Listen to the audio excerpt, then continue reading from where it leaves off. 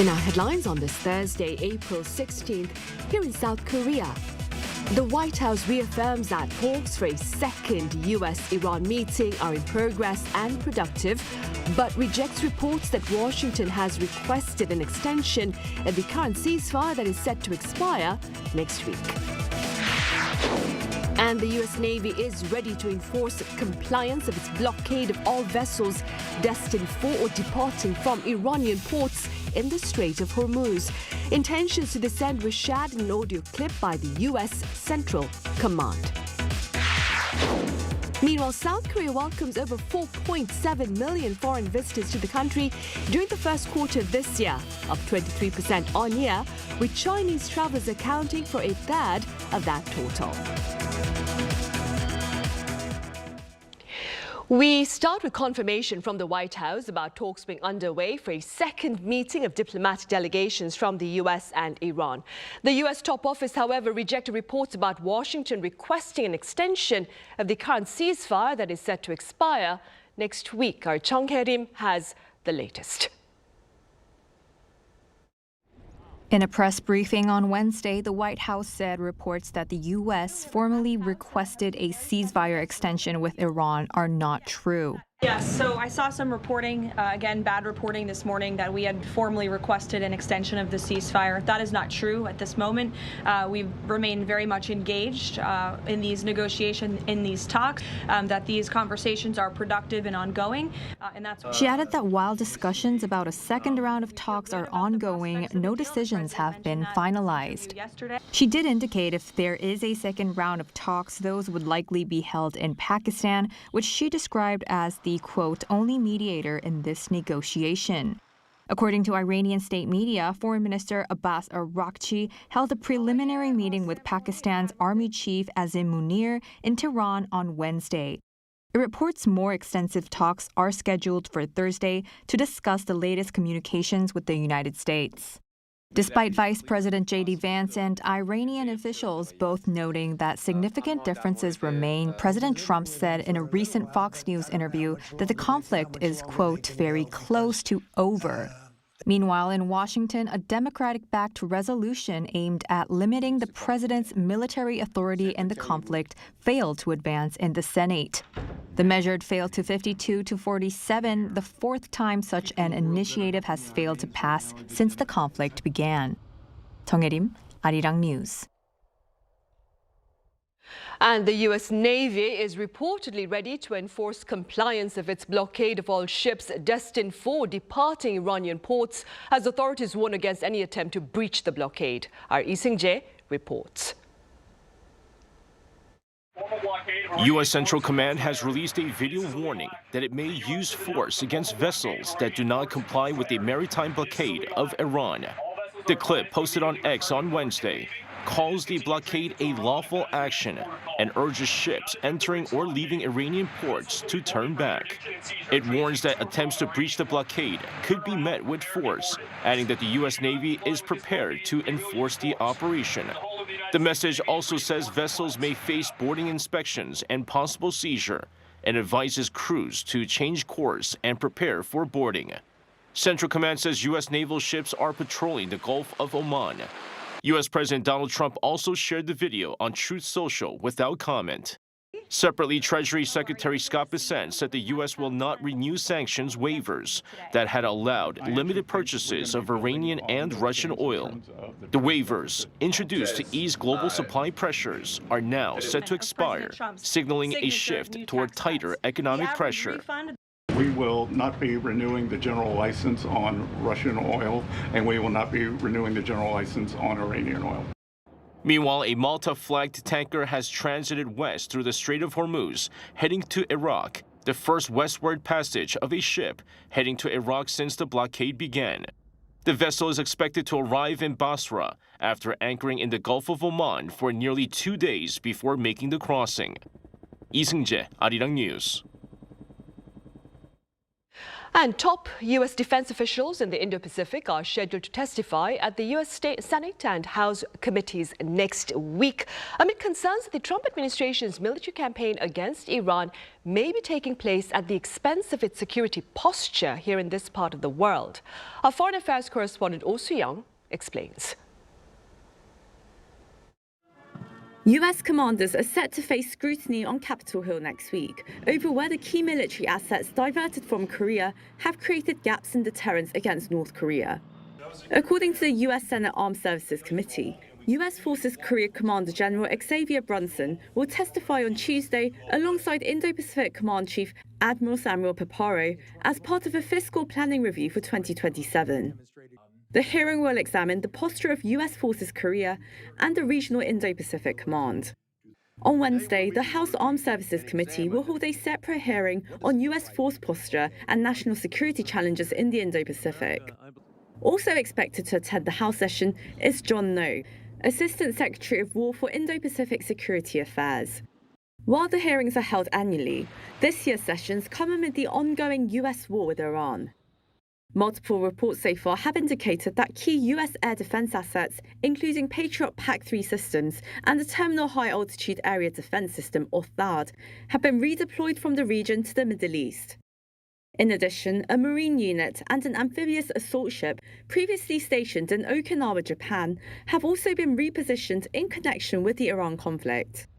Lawmakers are expected to press Brunson and Paparo on whether the removal of these assets, originally deployed to deter North Korea and counter China, has created gaps in the region's defense posture. A central question may be whether U.S. capabilities on the Korean peninsula, including missile defense readiness, have been degraded, and whether these assets will be returned once the Middle East situation subsides.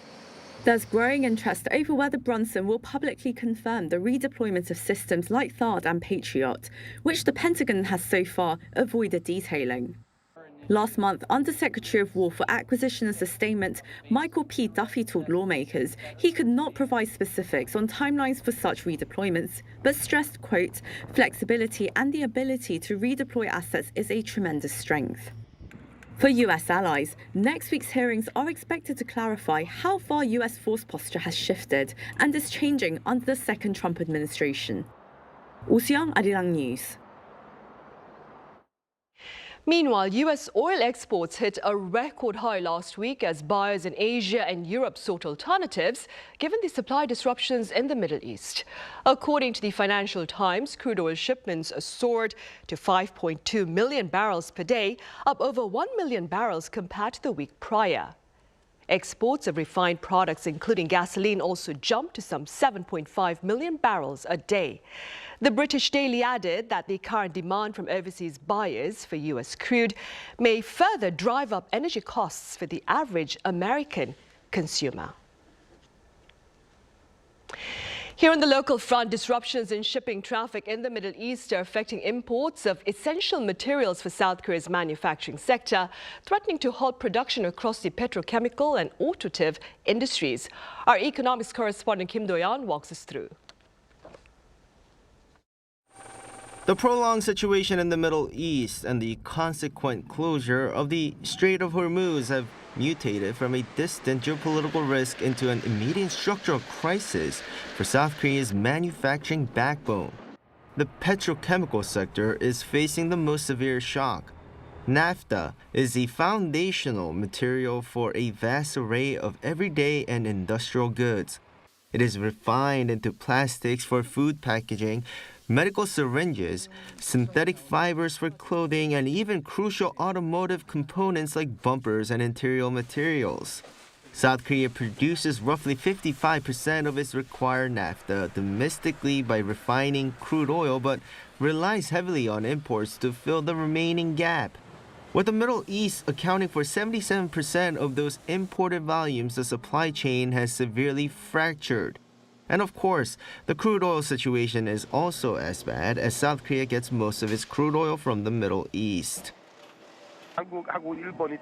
South Korea and Japan are in the exact same situation. Because both lack natural resources but are manufacturing powerhouses, the Middle East has always treated Korea as an unconditional big buyer. Simultaneously, the automotive sector, one of the central pillars of South Korea's export-driven economy, is confronting an impending bottleneck due to aluminum shortages. With Middle Eastern shipping routes compromised, the delivery of processed aluminum critical for electric vehicle frames and battery casings is facing extended lead times. Industry analysts warn this deficit will hit critical levels by May and June as domestic stockpiles deplete. Because a car doesn't just consist of one or two things, if the raw material supply for core components is affected, a car has 30,000 parts. And if a problem arises with just one or two, they can't be produced. While automakers typically secure 3 to 6 months of parts inventory, prolonged disruptions will inevitably derail manufacturing schedules. Amid these shortages and price hikes, the South Korean government has been looking to diversify supply routes while making sure hoarding isn't happening among the industry players. Kim Do-yeon, Arirang News. And in related news, but on a slightly bright note, recent concerns here over the supply of plastic have renewed public interest in sustainable alternatives. Our Kim Jun-ong covers this potential silver lining. Under heat and pressure, this eco-friendly alternative made from starch and other plant-based materials is shaped into plastic bags. As naphtha supplies from the Middle East come under strain and prices soar, biodegradable bags are now gaining unprecedented attention. In fact, this company has tripled its sales compared to last year since the war began. About 40% of our products are made from plant-based materials, so our reliance on petroleum is lower. That makes supply more stable and price increases more limited than naphtha-based materials. Once avoided due to high costs, this company's biomass content now costs about half as much as HDPE, the key material in conventional plastic bags. At this restaurant in Sewol, takeout orders come in reusable stainless steel containers. Rising single-use packaging costs are making reusable options an increasingly attractive alternative for many small business owners. Single-use container prices have more than doubled, and supply has been unstable due to shortages. On the other hand, reusable containers are relatively more affordable and easier to source, so we've increased our use. Consumers are also responding positively due to the ease of use. After finishing the meal, customers simply scan the QR code on the bag, then enter their address, and the delivery service picks up the container. Collected containers are cleaned at a central facility and sent back to restaurants. Inquiries are also pouring in to this reusable container service provider. Inquiries have roughly doubled since the outbreak of the war, and we get at least 5 inquiries every day. Reusable containers were once seen as costly, but that has now reversed, with many businesses reaching out to cut costs. The war has sped up a move away from plastic, but with higher costs and added effort, sustainability remains a challenge. Our continued reliance on cheap plastic reflects the lack of a proper system to produce high-quality recycled materials. This should be an opportunity to implement measures such as mandatory use of recycled materials and to establish a long-term regulatory roadmap. What began as a crisis is now forcing a reconsideration of our dependence on petroleum-based plastics and opening new opportunities in the eco-friendly sector. Kim Jun-ong, Arirang News.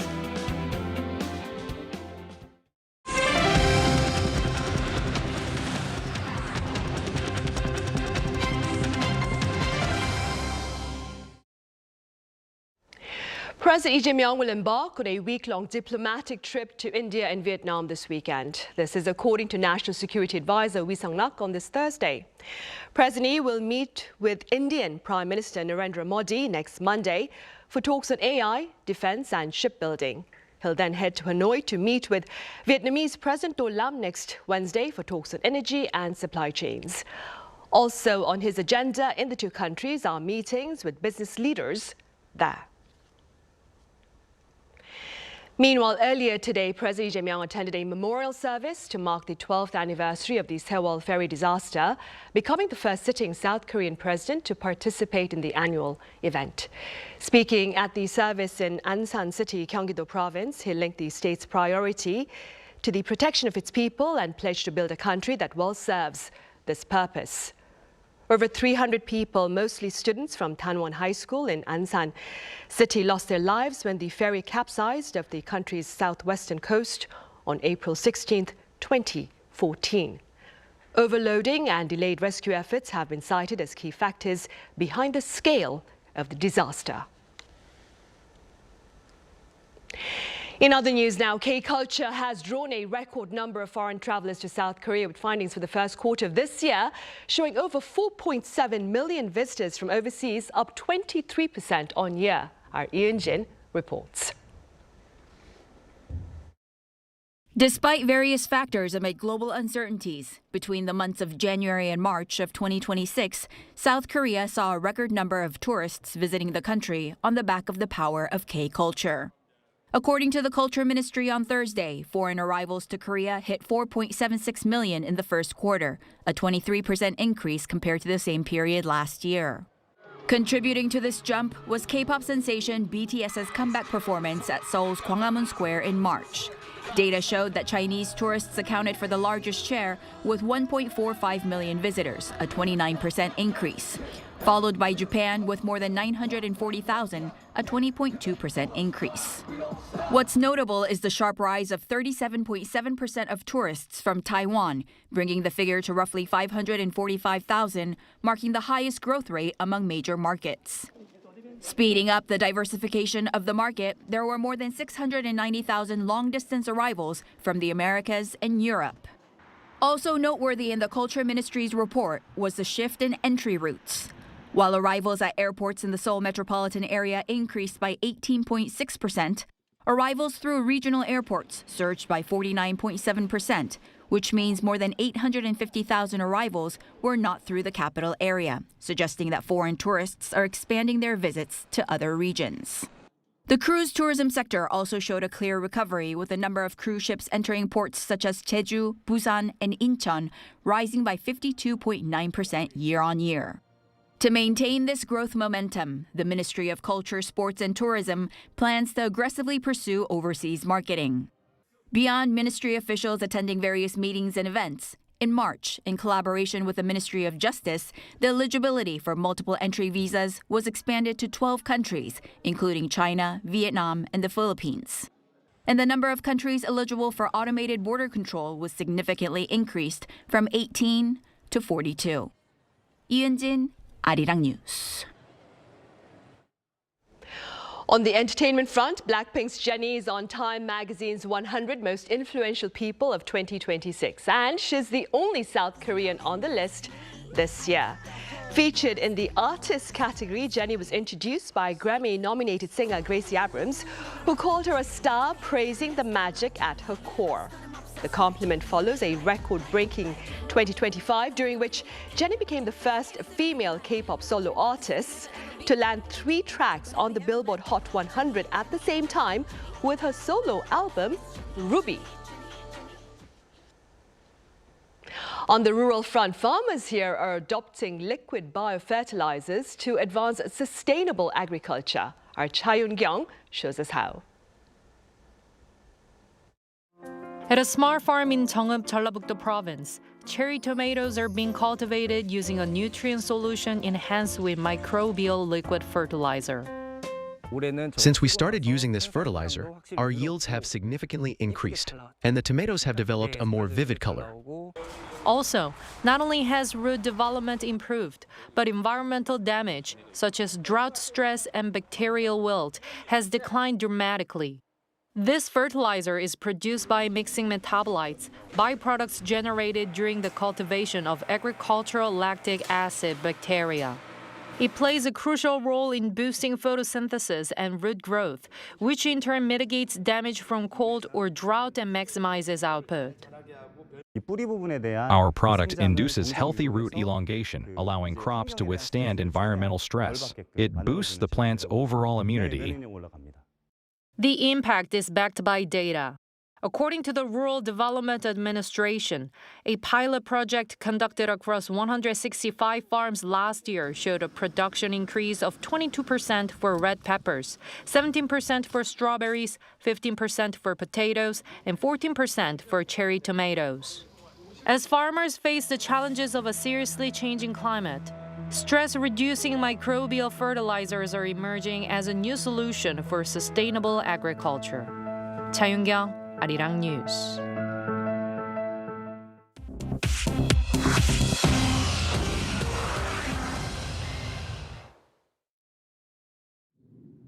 This is The World Now, bringing you everything you need to know from around the globe.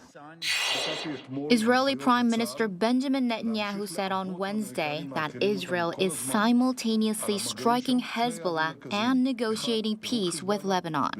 He said both tracks are happening because Israel is operating from a position of strength.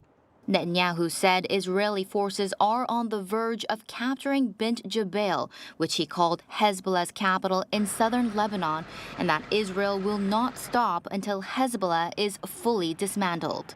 On Iran, Netanyahu said Israel and the United States remain completely aligned on 3 goals: removing enriched nuclear material from Iran, eliminating its enrichment capabilities entirely, and reopening the Strait of Hormuz. In Turkey, a second school shooting in 2 days has left 9 victims dead.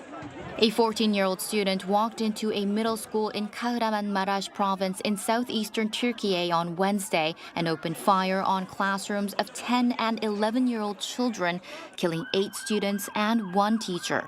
13 others were wounded, 6 of them critically, and the shooter also shot himself dead. Turkey's interior minister ruled out terrorism, calling it a personal attack. Authorities believe the 5 weapons and 7 magazines belong to the shooter's father, a former police officer who was detained on Wednesday. U.S. First Lady Melania Trump walked into Capitol Hill on Wednesday to personally push Congress to pass the most significant update to America's foster care system in over 25 years. Melania called the legislation a, quote, moral imperative. She met directly with members of the House Ways and Means Committee and heard from young people struggling with housing, education, and basic survival after aging out of the foster system. Chu Ji-han, Arirang News.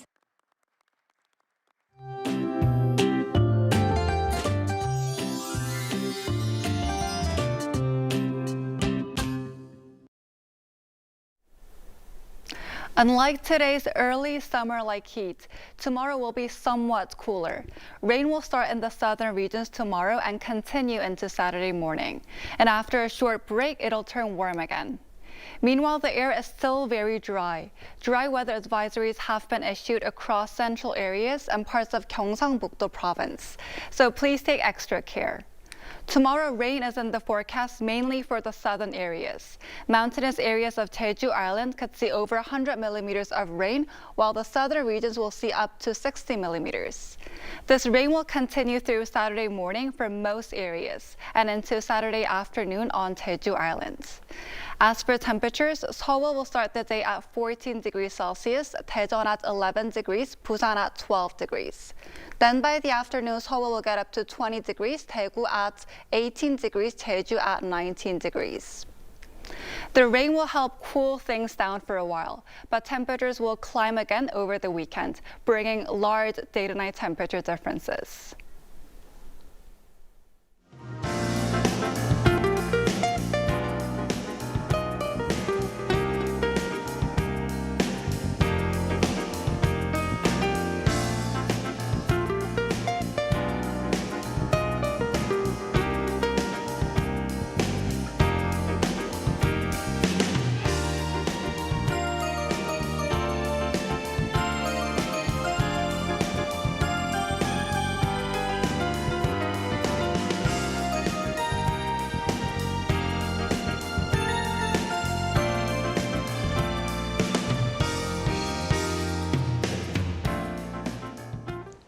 Those are the headlines at this hour here in South Korea. Coming up next is our daily panel session, and today we touch upon North Korea's show of strength. Do stay with us, and thank you for now.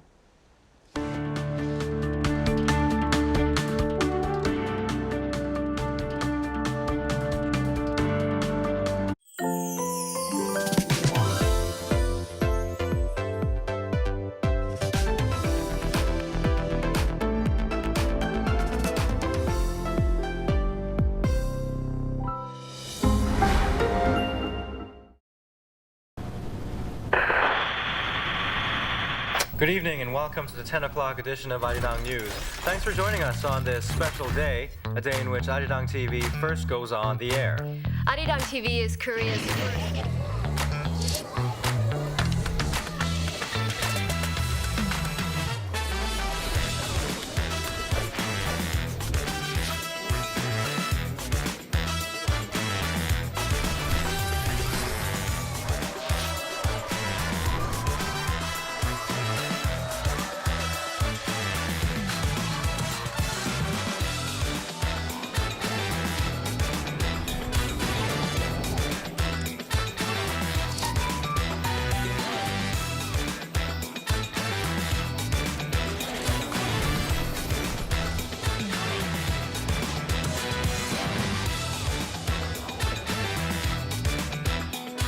From all of us here at Arirang, thank you for watching. Here's to the next 30 years.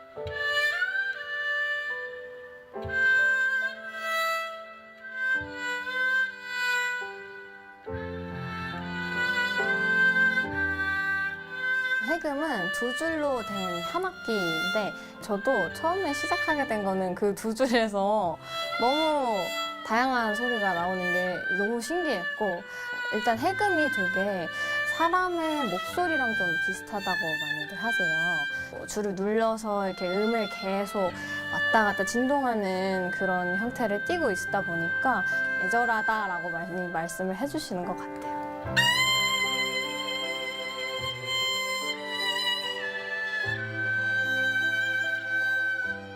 이 곡은 제가 좀 오래 좋아했던 친구에 대한 제 여러 감정을 담은 곡인데요. 슬펐던 마음, 혹은 뭐 고마웠던 마음, 이런 여러 가지 감정들을 한데 묶어서 마음이 담긴 곡이라고 할 수 있습니다. 현대적인 음악으로 이제 재구성하는 단계를 거칠 때 항상 중요하게 생각하는 거는 음악의 분위기를 해치지 않는 선에서는 전통적인 주법들, 식임새, 이런 전통의 냄새라고 할까요? 맛? 이런 걸 살릴 수 있는 요소들을 좀 집어넣으려고 하는 편이에요.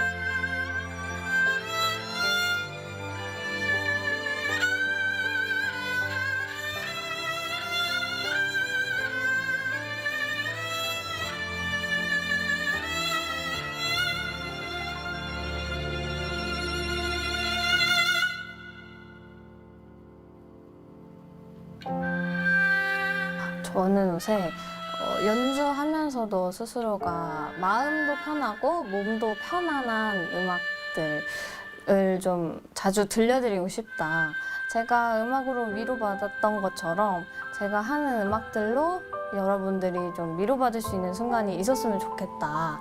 그런 무대를 만들려고 노력해야겠다라는 생각을 했던 것 같습니다.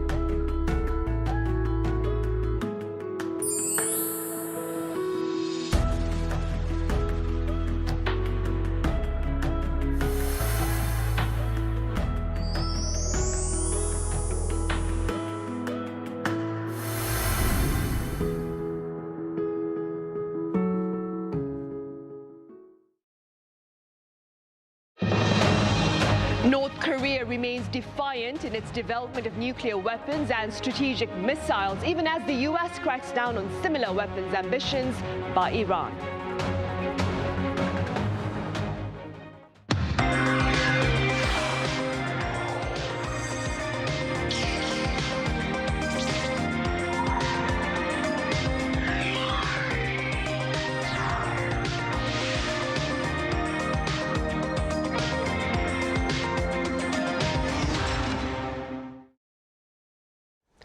Hello and welcome to Press Perspective for this Thursday, April 16th. Here in Sewol, I'm Min Sun-hee. While the world's attention is currently centered on the conflict in the Middle East, North Korea has been persistently pushing ahead with its weapons ambitions. For more on this reality, I have Celio Fioretti with French daily Le Croix here in the studio. Celio, welcome back. Glad to be here. I also have Professor Hannah Kim at Sogang University joining our talk virtually. Professor Kim, it's a pleasure. Thank you so much for having me. We shall start here in the studio. Celia, let's begin with news about North Korea's latest missile tests, this time from a warship, I believe, and the significance of these latest shows of strength, Celio. Yeah, it's quite significant development. What North Korea has done here is a test fire, a combination of cruise missile and anti-ship missile directly from a newly built naval destroyer under the supervision of Kim Jong-un. According to state media, the warship called Cheon launched two so-called strategic missile, which is important terminology because the North Korean regime usually uses this word strategic for systems that could launch a nuclear warhead, for example. And these missile reportedly flew for over 2 hours before hitting their target. Now, beyond just the technical performance of it, the significance here is really strategic, I would say. First, this suggests that North Korea is shifting its strategy toward more of a sea-based strike capability. That's a major step because it has a more it makes it more difficult for any other nation to preempt, to have a preemptive strike on their missile if they are not launched from a base that we already know on the ground. The boat can be anywhere on the sea, so that makes it more difficult for other nations. Secondly, it looks like a final validation phase before the ship is fully deployed at sea and it's in marine.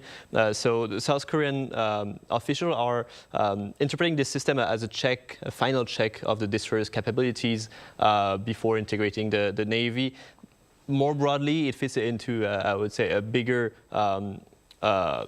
phase that we see now in North Korean army is really developing, modernizing its army, especially the naval capabilities. Well, North Korea still is lagging far behind other powers in the region, Japan or South Korea. But still, they're trying to improve, and Russia's help might boost and make it faster, this development. So it's not yet a game changer, but it's very worrying to see. And we'll see how South Korea can also adapt itself with this new menace now. Right. In the meantime, Professor Kim, I wonder, what do you believe is prompting this latest display of defiance by North Korea?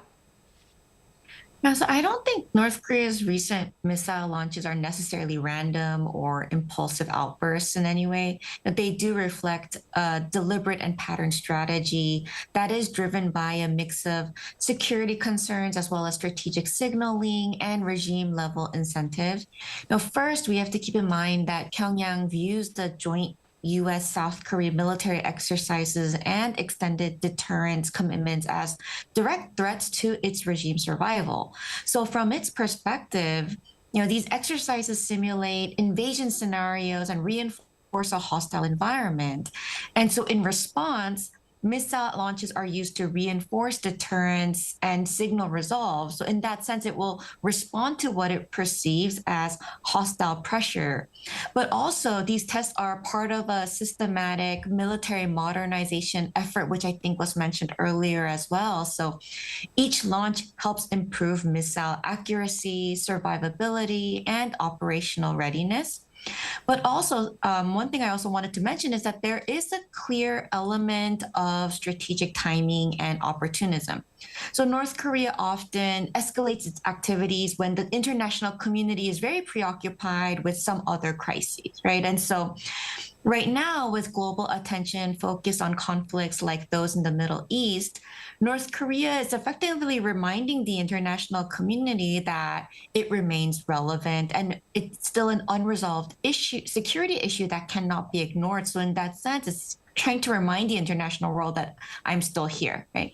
And in addition, there's also the domestic side, because demonstrations of military capability play a key role in reinforcing regime legitimacy and projecting strength to international audiences as well as internal audiences. And this helps justify the continued prioritization of defense spending despite economic difficulties domestically. So in short, there are many different reasons for North Korea's actions. It's not just reactive, but it's also deliberate. And it's a multi-layered strategy that aims at deterrence, leverage, and regime stability. Right. Celia, a U.S. think tank believes North Korea may have completed building a uranium enrichment facility at its Yongbyon nuclear complex. Could you tell us a bit more about this particular finding? Yes, this is a very important development, qualified as a very concerning by the International Atomic Energy Agency chief, Rafael Grossi, yesterday in Seoul. And it comes from a satellite analysis also by the Beyond Parallel project, which is linked to the Center for Strategic and International Studies. What we're seeing is that North Korea appears to have externally at least completed a new building that could be an enrichment facility, uranium enrichment facility at the Yongbyon nuclear complex. And how we know it would be used that way is that it looks very similar to another one that they already built and used in Kangsan in a different complex. And this assessment aligned with earlier warning by the International Atomic Energy Agency, which has already flagged the building, the power and all the facilities around. And also they monitored the activities of the nuclear reactor there, and they saw an increase in high intensity activity there. So why does this matter? And because enriched uranium is used as the primary ingredient, we'd say, to make a nuclear weapon. And there's already, it's already known that North Korea has around a couple dozen, that's what the Rafael Grossi, the chief of the International Atomic Energy Agency, said, a couple dozen of nuclear warhead. Also, the Ministry of Unification said earlier this year that North Korea already has extracted 100 kilogram of plutonium over the last 30 years and only 16 kilo last year. So that could also produce more than 20 supplementary warheads, nuclear warheads. So it's very worrying, and we see really an increase in the desire for North Korea to really improve and extend its nuclear arsenal. I guess what we see in the world right now is that North Korea really see the nuclear arsenal as the life insurance of the regime. The only way now to protect itself from any possible military operation orchestrated probably by Trump, as we saw with Iran, with Venezuela, other like-minded countries with North Korea, they've been attacked by the US. So North Korea really is doubling down on the nuclear arsenal to protect itself and deter the US to intervene. Right. Professor Kim, Celia just mentioned Tehran. I wonder, do you suppose the Trump administration is fiercely cracking down on Iran's nuclear weapons ambitions, given North Korea's ability to have advanced its nuclear weapons program over the years? And if that is the case, do you suppose that this reality proves dialogue alone may not be the solution to denuclearization, if you will? So I think in order to kind of answer that, we have to think a little bit more about North Korea as a case. And I think President Trump may view the North Korean case as a missed opportunity, because back in the 1990s, when Pyongyang announced its intention to withdraw from the Nuclear Non-Proliferation Treaty, or NPT for short, tensions escalated to the point where the United States seriously considered military options, including limited strikes on nuclear facilities. But ultimately, Washington chose diplomacy, which then led to the 1994 Agreed Framework, which then temporarily froze parts of North Korea's nuclear program. So Trump may believe that in hindsight, that decision delayed rather than prevented North Korea's nuclearization, which then allowed North Korea to steadily advance its nuclear program and make it a far more dangerous and much harder situation to deal with today. So from that perspective, he may be inclined to think that early decisive actions are sometimes necessary to prevent a problem from becoming irreversible. But the irony here is quite striking because, if anything, current pressures on countries like Iran may actually reinforce the opposite lessons from Pyongyang.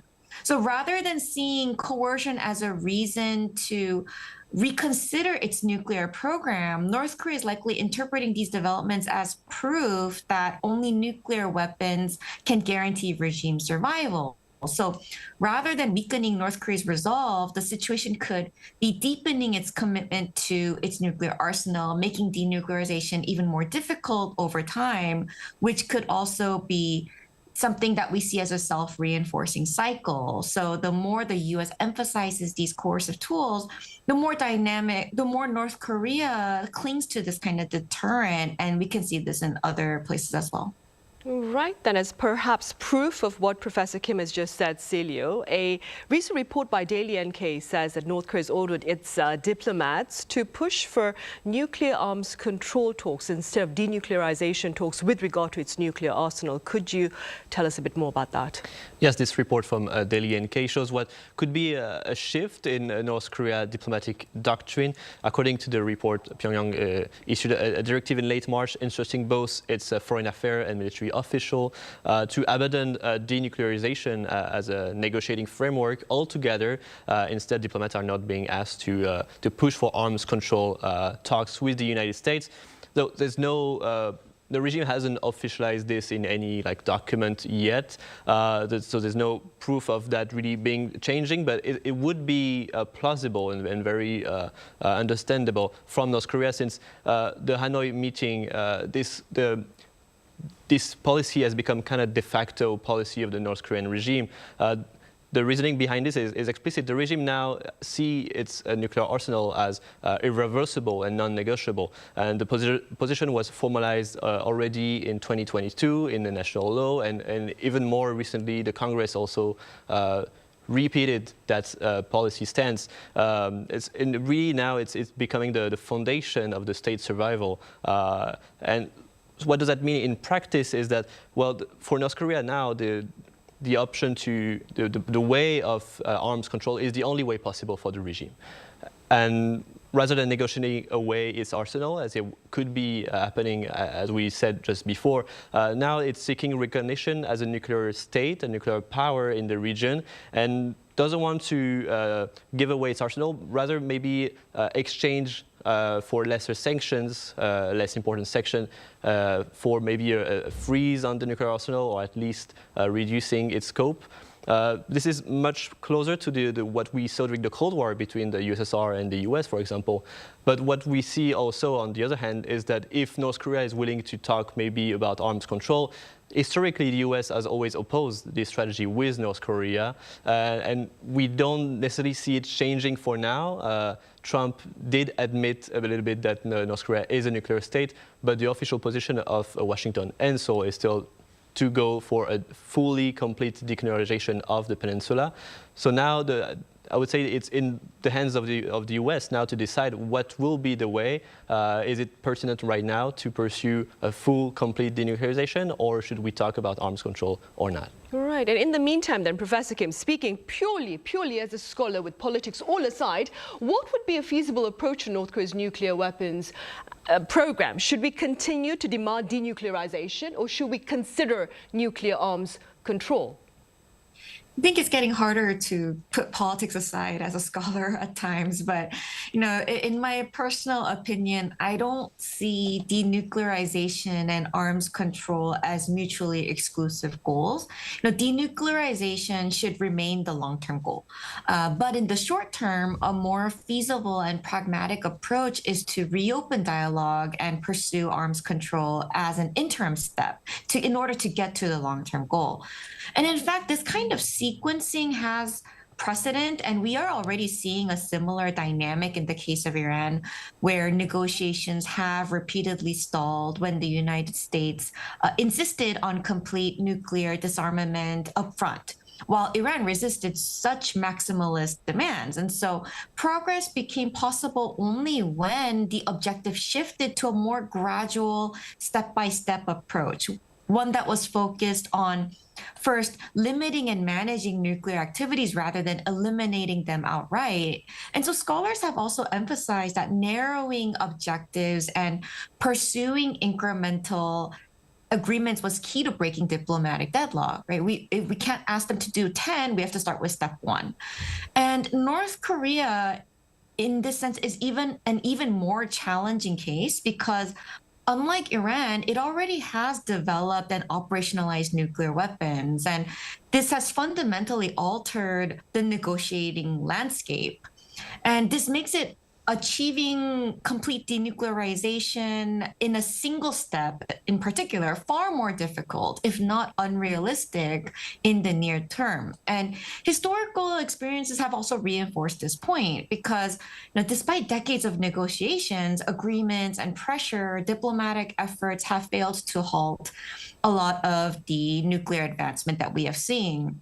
And so for that reason, insisting on immediate full denuclearization really risks diplomatic deadlock, and a phased approach, one that begins with arms control measures to cap, freeze, and stabilize the program, may be the only practical way forward.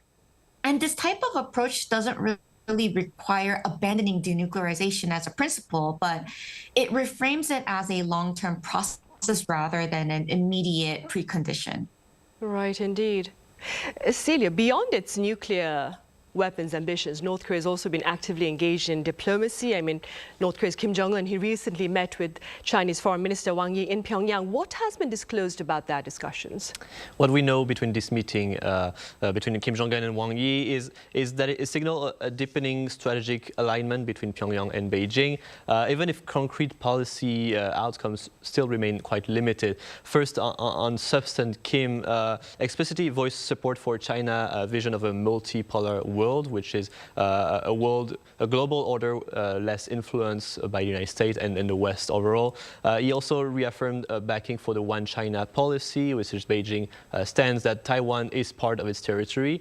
And that's a strong political signal of alignment on core sovereignty issue for China. Second, both sides also emphasized that they need to strengthen their bilateral ties. Kim Jong-un stressed that the cooperation has become more important given the current geopolitical situation, while Wang Yi, is Chinese the foreign minister, said relations are entering a new phase and after recent high-level exchange between the two countries, including a summit with Xi Jinping last year. Now, interestingly, the readout is quite vague, I would say, on specific matters. State media mentioned discussion on regional and international issues of mutual concern, but we don't really know what it means. But there's no explicit reference also to the United States or to the ongoing conflict in the Middle East also, for example. So that suggests there's still some kind of ambiguity between the two countries. They don't really know what to show on the public narrative and what's the official position to the outside world. Finally, in terms of broader significance, this meeting fits into Kim Jong-un's strategy of breaking out of isolation. He has done it with Russia, trying to build a new relationship, also with Belarus more recently. So he's trying to open new channels of discussion outside of just the U.S. And to also bring more benefit for the country with still the economy lagging far behind any other countries in the world. He's trying to get new opportunities to fund its arsenal, to maybe fund its economy also. You're right, indeed. So that would be the strategy of North Korea's Kim Jong-un. In the meantime, Professor Kim, there is quite a bit of speculation about the purpose of Wang Yi's latest visit to North Korea. What are your thoughts? Yeah, I think Wang Yi's visit should be understood as a part of a broader strategic recalibration by China. At the most basic level, it was aimed at restoring and strengthening China-North Korea relations, which had somewhat loosened during the pandemic, and it had also loosened as Pyongyang moved closer to Russia. We always have to keep in mind that the relationship between China and North Korea was one that was often described like lips and teeth, and now we are no longer seeing that kind of relationship. And so Beijing likely wants to reassert its influence and ensure that North Korea does not drift too far away from its traditional partner. And as Celio mentioned earlier, this could also be helping in terms of feeling isolated from the international realm from both China and North Korea.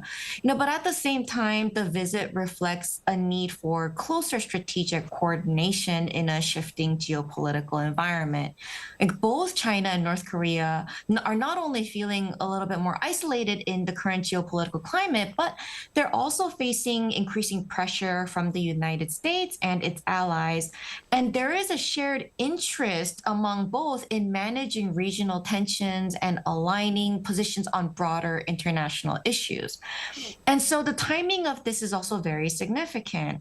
This visit comes when there's a lot of heightened global instability, and there's a lot of potential diplomatic developments that are possibly happening that are involving the United States, as well as U.S.-China summits and the possibility of renewed engagement with North Korea in general. So from that perspective, it is possible that both Beijing and Pyongyang are seeking to coordinate their positions in advance. But overall, I would interpret the visit as China attempting to reestablish a little bit of leverage over North Korea, as well as strengthening bilateral ties in general, and also possibly preparing for a potentially challenging diplomatic landscape on the Korean Peninsula. Right. Also, of course, ahead of its upcoming summit with U.S. President Donald Trump in May over in Beijing. All right, Professor Kim, I'm afraid that's all the time we have today. Thank you so much for your time and your thoughts. Thank you so much for having me. Celia here in the studio. Thank you very much for your insights. Right, on that note, we end this edition of Press Perspective. As always, thank you for watching and see you same time tomorrow.